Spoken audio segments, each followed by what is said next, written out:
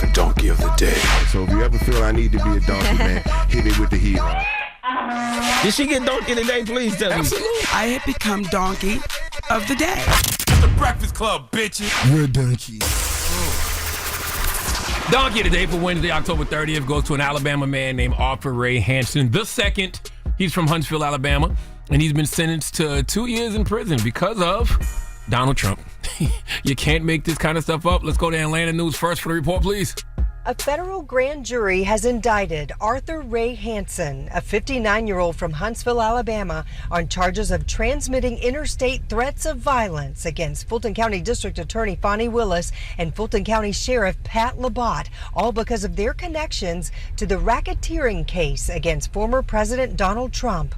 According to the U.S. Attorney's Office, Hansen called the Fulton County Government Customer Services line twice on August 6th and left 2 voicemails. Prosecutors say in his message for the sheriff, Hansen said in part, "I'm warning you right now before you expletive up your life and get hurt real bad. Whether you got an expletive badge or not ain't gonna help you none." Prosecutors say in Hansen's message for the district attorney, he said in part, "I would be very afraid if I were you because you can't be around people all the time that are going to protect you. There's gonna be moments when you're gonna be vulnerable." Play stupid games, you win stupid prizes.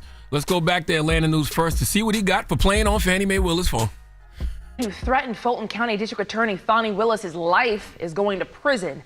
A federal judge just sentenced Arce Ray Hansen to 21 months in prison.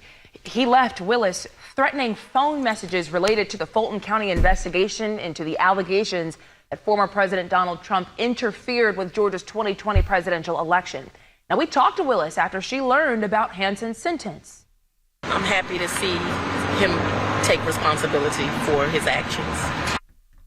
Hansen also threatened Fulton County Sheriff Pat Labatt, and he apologized to both of them prior to his sentencing. You know, I want to use this as a teachable moment for all Trump supporters. Donald ain't dying for you, bro. I don't know what makes you all want to crash out for him the way you do, the way you have. I guess that's what happens when you are a cult member.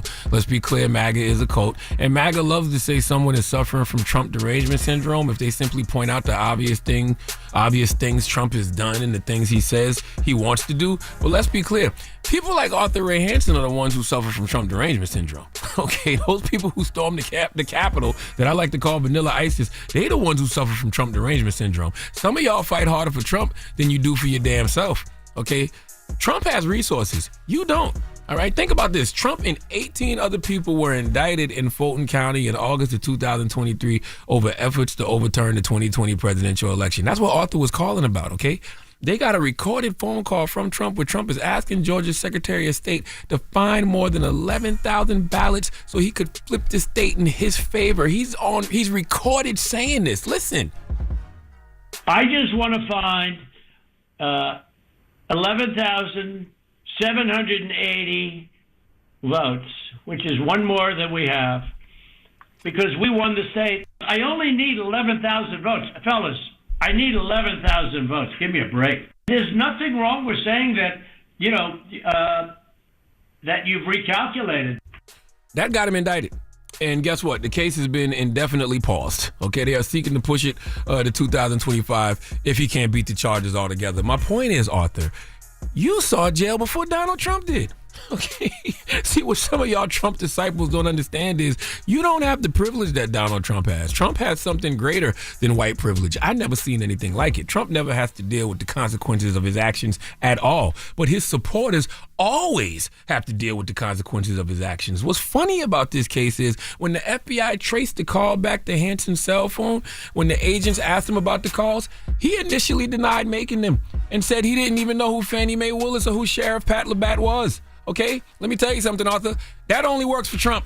Okay, Trump can say it and said he didn't say it. He can do it, said he didn't do it. Okay, he could have a comedian perform at his rally, make a bunch of bigoted jokes towards various communities, and deny he even knows who the comedian is. And people will believe him. Unfortunately for you, Arthur, whatever level of privilege Trump has, it's not like Starbucks Wi-Fi because it cannot be shared. All right, you can't play dumb and act like you don't know what's going on. Only Trump can do that. Listen, the moral of the story is don't go harder for others than they do for you. Trump supporters, listen to me. Don't invest more effort or energy into a relationship or situation than the other person is willing to put in. I guess what I'm trying to say is stop being Trump's bottom bitch. Please let Chelsea Handler give Arthur Ray Hansen the biggest hee-haw. Hee-haw, hee-haw. That is way too much Dan mayonnaise. All right. Well, thank you for that Donkey of the Day. Donkey of the Day is sponsored by renowned personal injury attorney Michael the Bull Lamonsoff. Don't be a donkey when you need a fighter on your side. If you're ever injured, go to michaelthebull.com. That's michaelthebull.com. And when you mess with the bull, you get the horns. Wake that ass up. Early in the morning. The Breakfast Club.